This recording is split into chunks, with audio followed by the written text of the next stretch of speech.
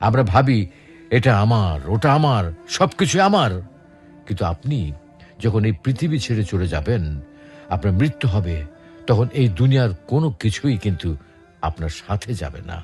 আপনার bank balance আপনার সাথে যাবে না, আপনার বিশাল ইন্ডাস্ট্রি আপনার সাথে যাবে না, আপনার সুন্দর এই প্রাসাদোপম বাড়িটি আপনার সাথে যাবে না, আপনার সবচেয়ে প্রিয় দামি ব্র্যান্ডের গাড়িটি আপনার সাথে যাবে না, আপনার প্রিয়তম স্ত্রী, আদরের সেই সন্তান সন্ততি, কেউ কেউ আপনার সাথে যাবে না।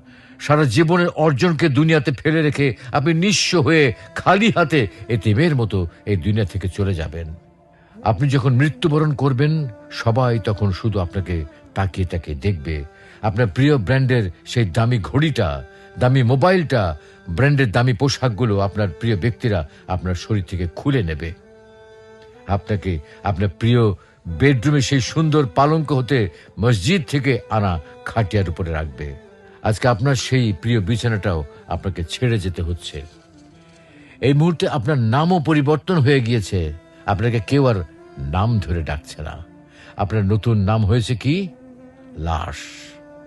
এমত অবস্থায় আপনার সাথে আর কোনো কিছুই যাচ্ছে না। শুধু যাচ্ছে কি? যাচ্ছে আপনার ঈমান আর আমল।